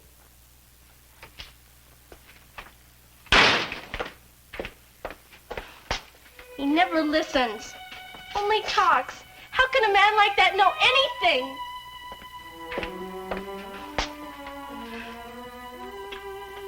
Sharon. Why do I have to be in this mess anyway?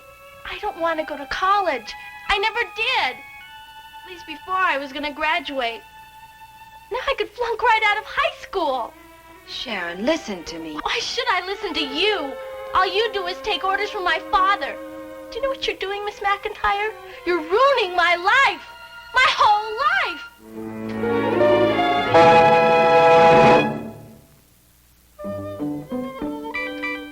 Lunch? No, Alice, not right now, no. Well, I'll be right outside here, okay?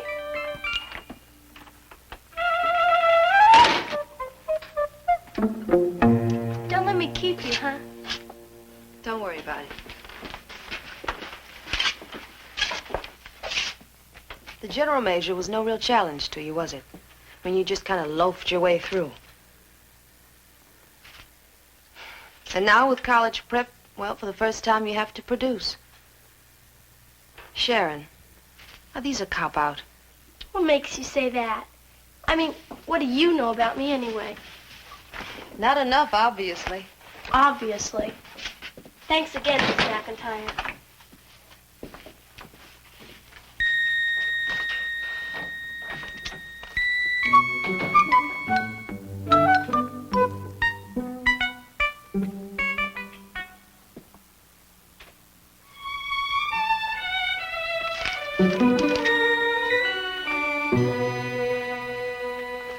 Alice. It's wrong, isn't it? Well, it's, Well, you see, it started with an eyebrow, and, well, one thing led to another. I don't get it. Well, didn't she tell you? Who? Sharon Stops. You mean she did that? Sure, it's her wig and everything. You know, people are really looking at me differently. Well, I bet they are. But you know, I'm really impressed. Yeah, except, don't you think it's a little far out? You know that Mr. Graham asked me out to have a martini with him. But still, if she has that kind of ability, I wonder how serious she really is about it. You know, it could make all the difference in the world.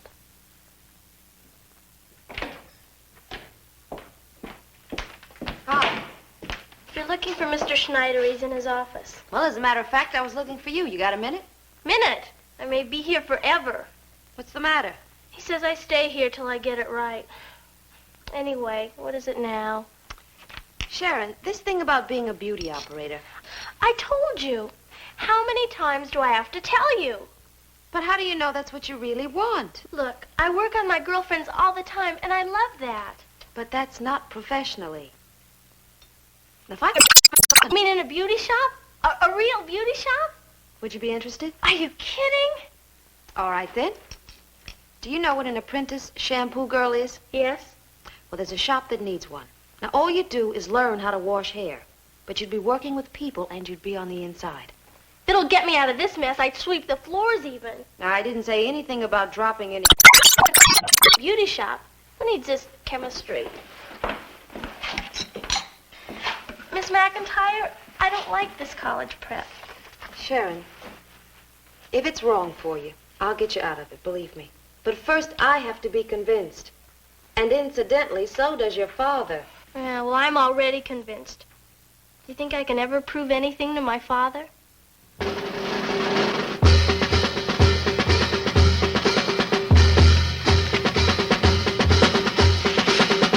Well, you're 2 bites late, Mr. Stops, but I'll say this. You're good for my figure. Look, I got a business to keep going. I can't keep running up here all the time. That's fine, Mr. Stops, because Miss McIntyre has enough to do without your running over here. What do you know? Well, we've been talking about it. What? You need advice now? Who is this guy, anyway? Pete Dixon. Oh, Dixon. My Sharon likes you. You can stay. Thank you. You ask if I needed advice, Mr. Stops. Well, I'll take all the advice I can get for something as important as this. Then what about my advice? I raised this girl. When it comes to Sharon Stops, I have put in 16 years of study. Can either of you match that? No. But Miss McIntyre can bring something to the situation that you can't. Objectivity. Maybe I don't need it. What's the point, Mr. Stops?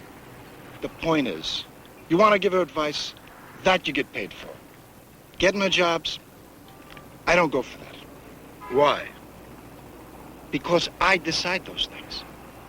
Sharon doesn't have a voice in this, huh? At her age, what does she know? That's the point, Mr. Stops. She doesn't know. I thought the job would help Sharon decide what she wants out of life. You mean today? Or tomorrow? Or the next day? The answers are all different, you know. She changes her mind like her hair color, that kid. Somebody has got to tell her what to do. You're really that sure you're right, huh? Yeah. Then the job should prove it, don't you think? I think it's a waste of time. Well, I think it's important. Very important. Then one of us has got to be wrong.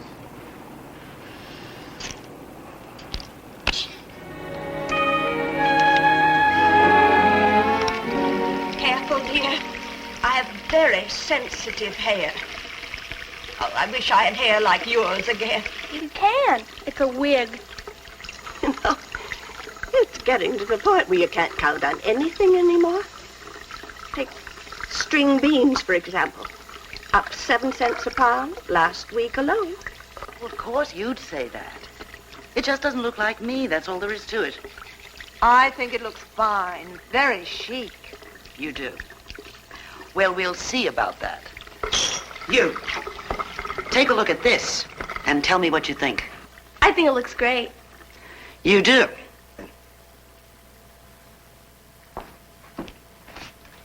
It's like that everywhere these days. She's just a kid. What does she know? It's just string beans. Okay, one thing. I'll recall Have you priced No, shoes? no, I'm late now. I'll just have to live with it.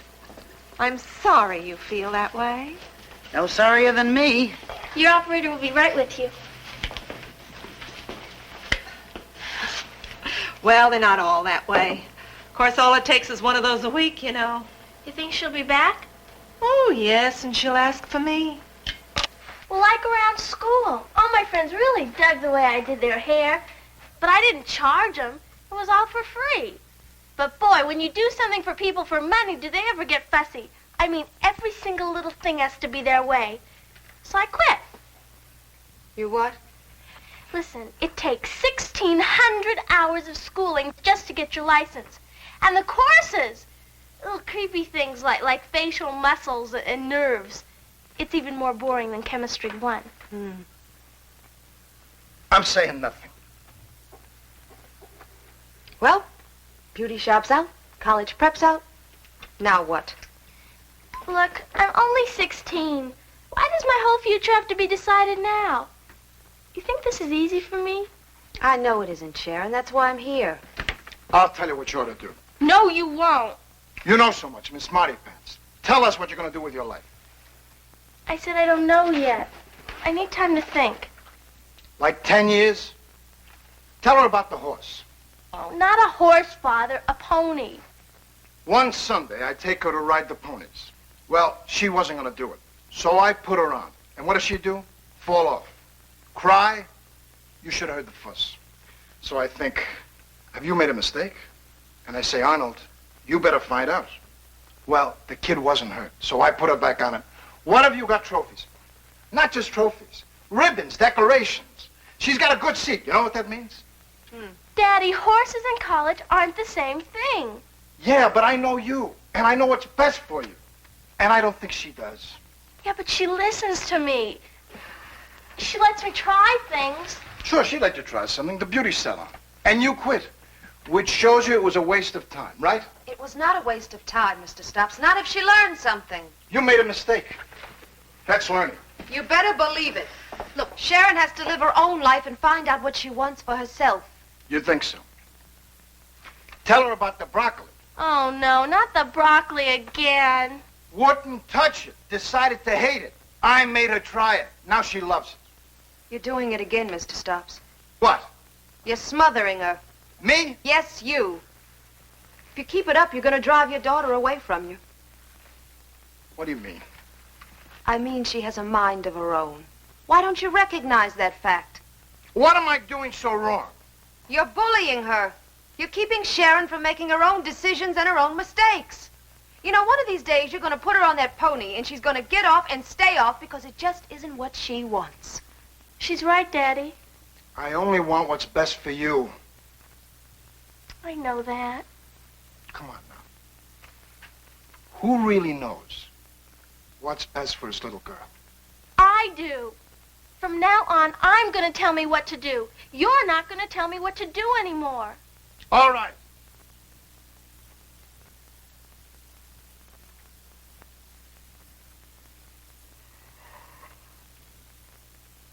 All right. So tell me, you want college or not? I haven't made up my mind yet.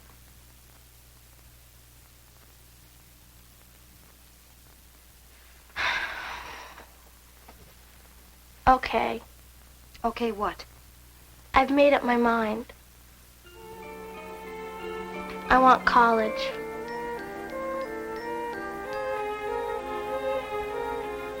Just like that. I know my little girl, McIntyre. Well, this isn't over yet. There's a small matter of grades, remember? Sharon's schoolwork is still below par. I guess I'll just have to work a little bit harder. What do you mean, guess? Come on. Let's go home and put you back to work. Like when you fell off the horse, your old man's gonna put you back up there again. Daddy. All right. Help put you back up there again. Okay. No hard feelings, right, McIntyre?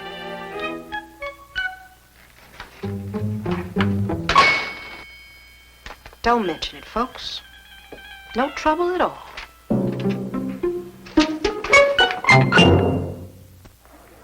Oh, Pete!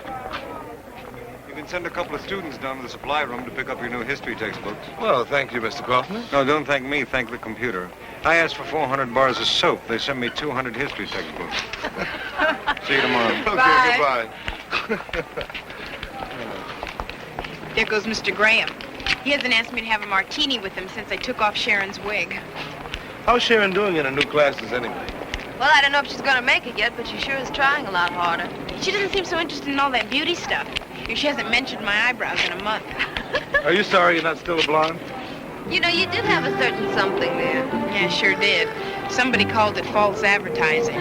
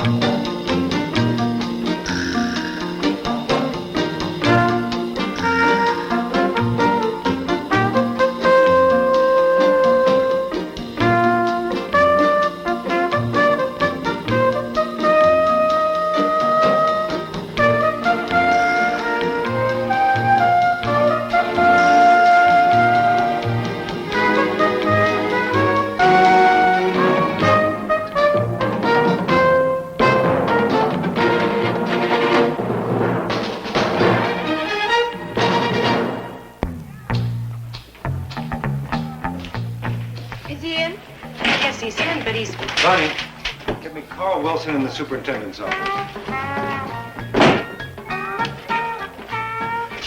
Please. Want to see me? Just for a second. Come on.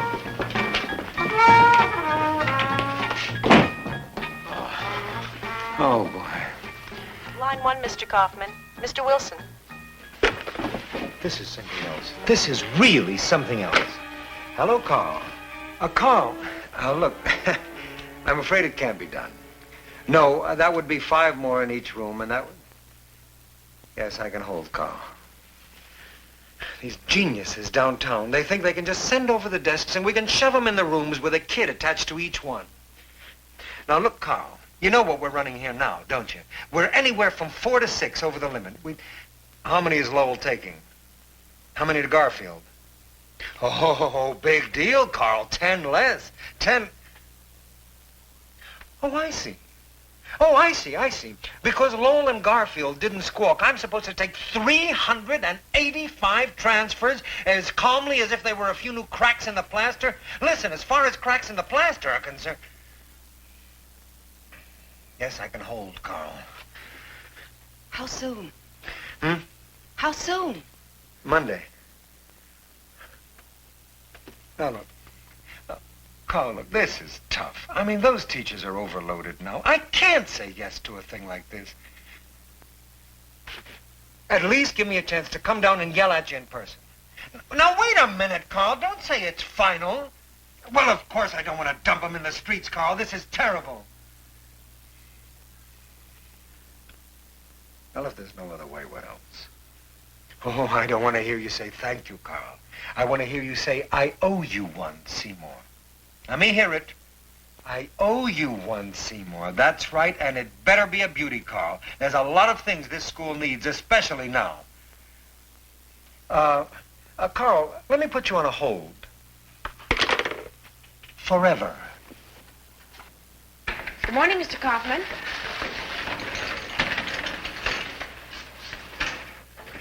Don't you love these mornings now that the days are getting longer? It's good not to have to turn the lights on when you get up. You know, the real advantage is the extra time I have to work on my lesson plans. Excuse me.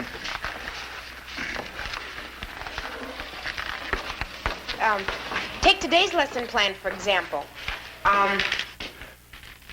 Hey, you're not really interested in my lesson plan, are you? Oh, well, I'm sorry. What were you saying? Are you adding more students to the class, Mr. Kaufman? Oh, no, I was just bored, and it was either move the furniture or change my hairstyle. You're adding students to the class.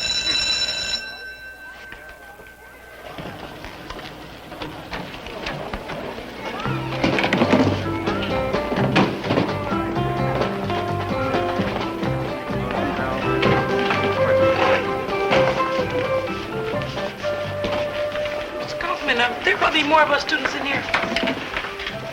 You're a good boy, Richie. Oh, good morning. Good morning. Don't forget, 12 o'clock. Right. Oh, get your racket restrung, because I don't want any excuses when I take the set. My racket? I was going to give you a break and play with my mandolin. Oh, while I'm beating you, I'll explain about those extra chairs.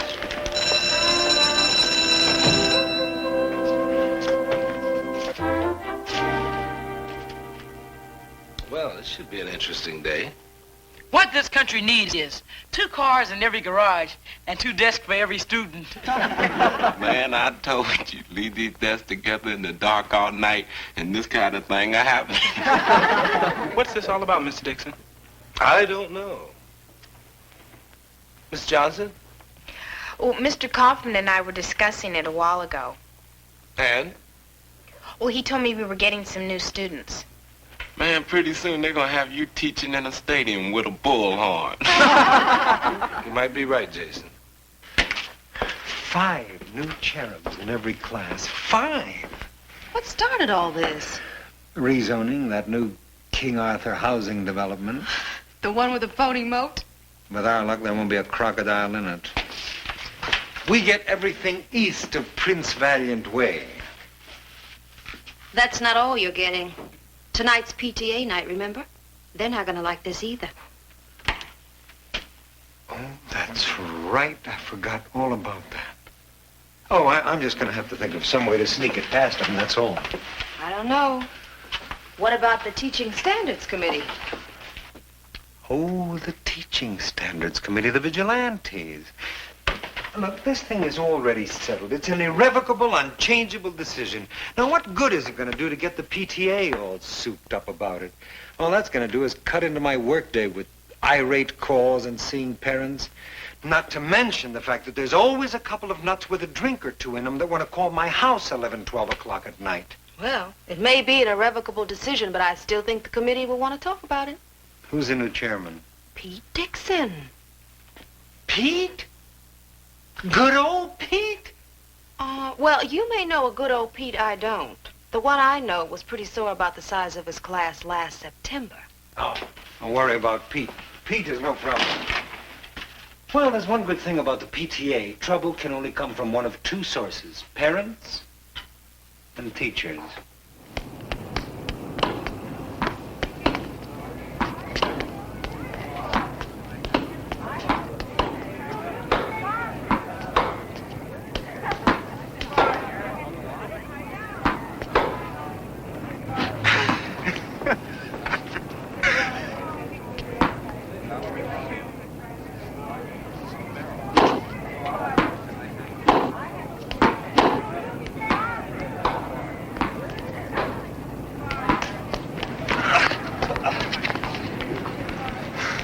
That's sense.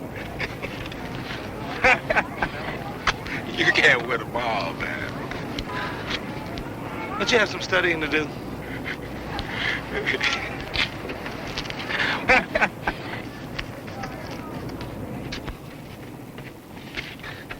Sure hurts to lose to a guy with nothing but dink shots and high lobs. I don't know what you're complaining about. I'm the one with a fantastic win record, remember? But you flashy types get to endorse all the tennis rackets. There's no justice. That's okay. I want another crack at you tomorrow.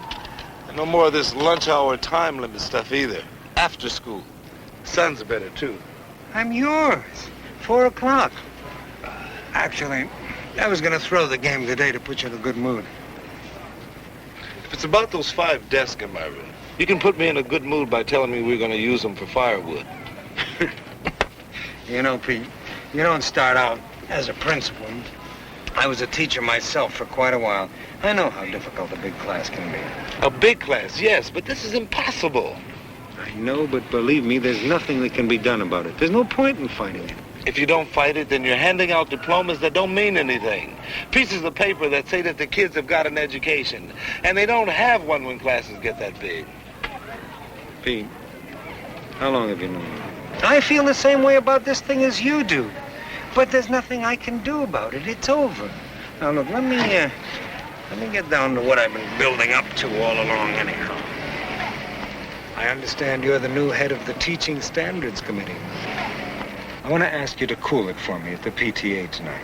I mean, let me just kind of brush through it. There's no point in getting the parents all fired up. But that's what the PTA is all about. To help the learning process any way it can.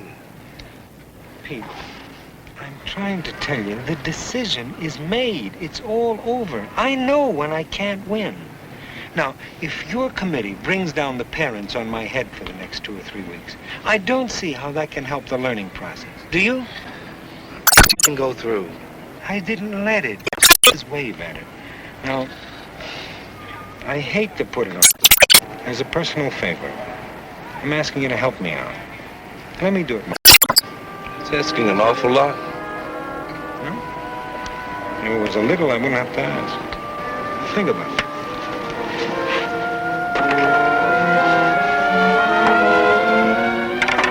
You imagine what I thought? That one's cream, no sugar. Oh, thank you, dear. I mean, there were all those empty desks, and I just stood there. I just stood there and looked. Sugar only. Oh, thank you, Al. I'm 3 more than I'm supposed to already, right? Well, and you know, I don't have one of those more...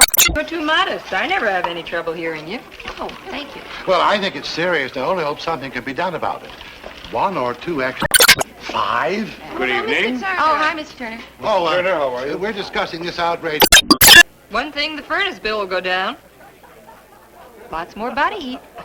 Now, listen, this thing is no laughing matter. I simply can't teach a class that big. Want you to know, tonight we'd have a big turnout. I hope you understood why I had to ask for that this afternoon. I was just talking to some of the teachers. They're pretty angry. I know. That's why I'm not going to begin until they're a little less angry and a little more sleepy. Oh, Mrs. Ruiz. Mrs. Ruiz, I want to talk to... Excuse me, Pete. I want to talk to you. You just have to volunteer for committees, huh? I was thinking the same thing. See you later. Downtown knows if there isn't any outcry, they've gotten away with it. They got the kids. What are they supposed to do with them? Oh, but if we don't let this thing happen, then they'll be forced to find a better way. Pete, you're chairman of our Teaching Standards Committee. You do plan to say something, don't you? Ladies, gentlemen, please take your seats. Let's just see what happens. They said the situation is only temporary. But how long is temporary? May I say something? That's exactly what they told us many years ago when they added 3 pupils to my class. My class of 23 students. Miss Ogilvy objected, stating that, quote, Walt Whitman is not a prison, unquote. Mr. Sanderson made a motion, and it was decided by a vote of 67 to 48 to form a bar committee which will study As the soon as they evidence lapse and into the make a twilight report. zone, that's my chance. However, the bar committee was tabled when only Mr. Sanderson volunteered, and the meeting was adjourned. Refreshments consisted of a delicious cupcake assortment and a punch with a frozen fruit juice base. Thank you. Thank you, Miss Jackson. And now, unless anyone has anything else to take up, it's getting late, and I think we have already come. Oh, Mr. Kaufman? I just have a little thing, something that came up today. You all know that new housing development, the King Arthur, whatever it is. Well, it's caused serious overcrowding in the school that would normally take their students. So, unfortunately, we're going to have to take a few of their people just for the present time. But you'll all get an explanation of this thing in the mail. Mr. Kaufman. Mr. Dixon? We all know that the classrooms are already overcrowded. I think we should strongly oppose the addition of any more students. Yeah, let's do something about it. He's right. How can the board do this to us? I don't know how the rest of you parents feel, but I'm against it. It's got to stop sometime.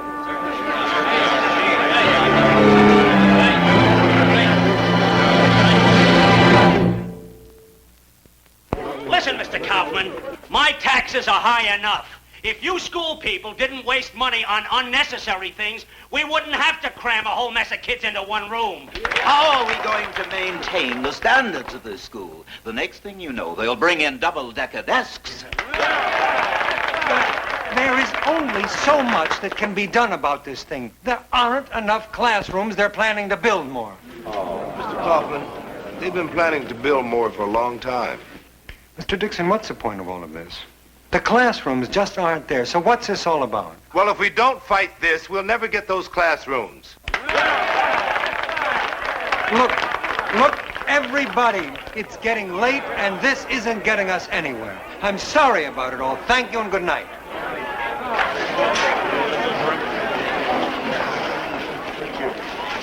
Maybe I call this one memorable PTA meeting.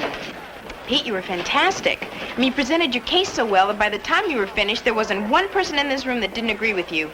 Except Mr. Kaufman, of course. It was rough on him, wasn't it?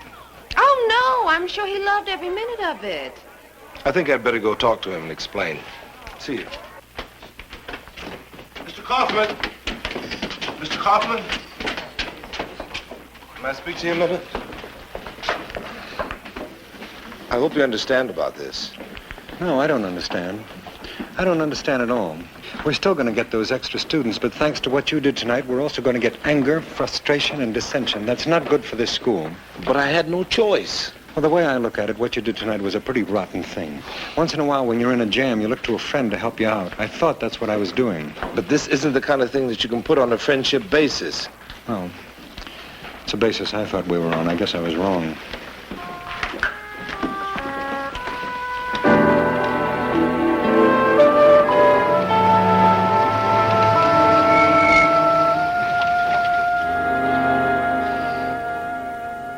How do you like that? He just went right off the deep end. He didn't even listen to what I was saying. A rotten thing. Just because for once I didn't go along with him. Well, what do you think? I think I'll keep my mouth shut until you cool off. You know what I should have said? I should have said if I hadn't done some other rotten things, we'd have half-day sessions by now. Look, I'm going in now. If we do things his way, the next thing I know, I'll have to get permission from him to say good morning to my class. See you tomorrow. What do you expect me to do? Just sit there? Good night, Pete. Go home and get some sleep. I'm not sleepy. Get some sleep anyway. Yes, sir. No, I expect him very soon. Yes. Just a minute. Mr. Kaufman. Mr. Kaufman, that telephone is going crazy, and they all want to talk to you. Refer them to Miss McIntyre, please. The polite ones. I'll take the angry but civil ones. Call the police on the obscene ones. Yes, sir. Bonnie. What's this? Mr. Nielsen? Oh, he's the visual aids man. You promised you'd see him today. Oh, that's right. Maybe 11 o'clock? Wait a minute. No, can't do 11 o'clock. Right after lunch? And you promised Miss Barker you'd hear the Glee Club. Oh, well, we can't miss out on that, can we? Is there anything else this afternoon? Yes, tennis with Mr. Dixon at 4 o'clock. Tell Mr. Nielsen, 4 o'clock, please.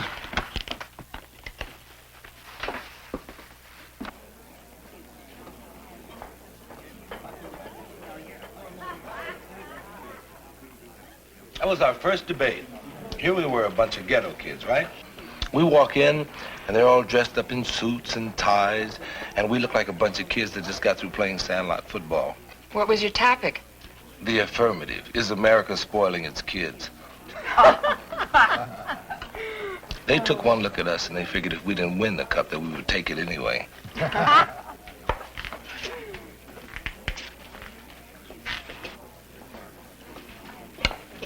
Here, Mr. Kaufman, sit here.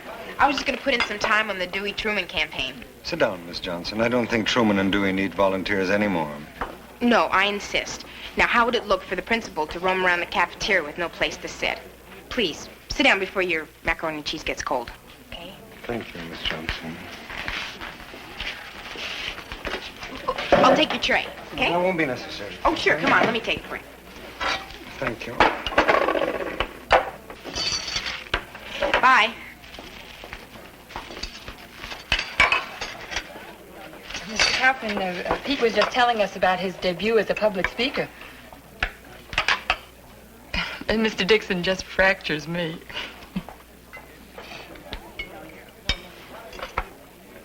Well, go on, Pete. Tell us the rest of it. There's nothing. Mr. Kaufman, what do you think of the macaroni and cheese today? That's wonderful. Good.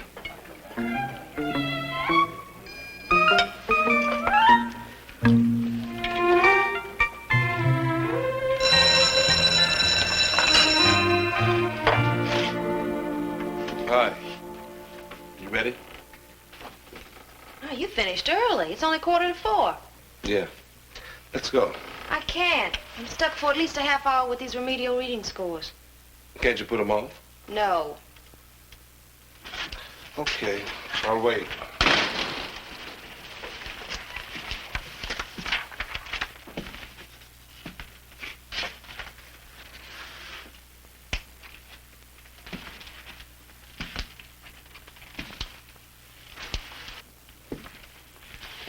My writing doesn't bother your pacing, does it? No. No. What's the matter? Nothing. You're still upset, aren't you? I am not upset. Hurry up. It's a long time to stay mad. I'm not mad. Okay. I know what you're thinking. You're thinking I acted like an idiot today at lunch, right? Well, it was. He could have broken the ice. He's always making jokes. You could have said something funny about the food or something. Maybe it didn't feel so funny. Hurry up and get finished so we can get out of here. Sure. You do. I mean, how long are you going to go around like this? I'm not the only one that's doing it. Well, you said it. Kaufman's acting the same way. Let's not forget who started it. Do you know who? I don't. I don't even know who's right. I was in Kaufman's office when he was on the phone trying to keep Whitman from getting those extra kids. I heard him. He did everything he could.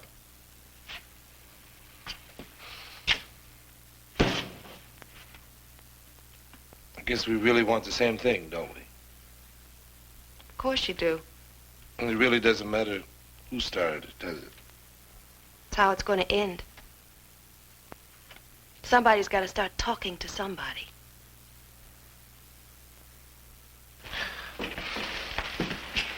Do me a favor, will you? Sure. What? Do a little work.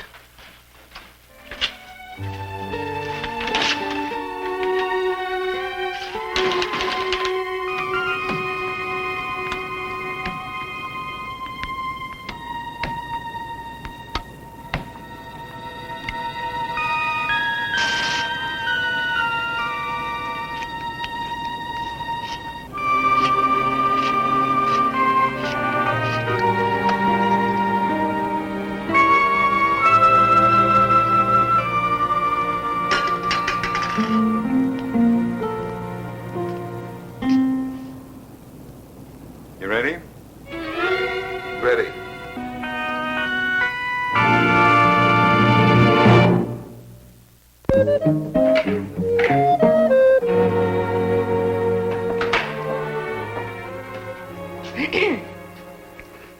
Hi, Pete. Oh, hi, Alice. Do you want to go on reading, or can we talk? Oh, you want to talk to me about something? I have an enormous amount of respect for you, not only as a teacher, but as a person. Gee, that's a very nice thing for you to say, Alice. And I can't stand to see you fighting with Mr. Kaufman. Look, Alice, it's all over. Oh, Pete, don't say that. You two have had a really wonderful relationship. Now, if you'll just make the effort to work it out. Hi, Pete. Oh, hi, Mr. Kaufman. Just checking if you want to lose at tennis again today. How's 4 o'clock? I think I'll let you use 2 rackets today. Now, isn't that better? What do you mean?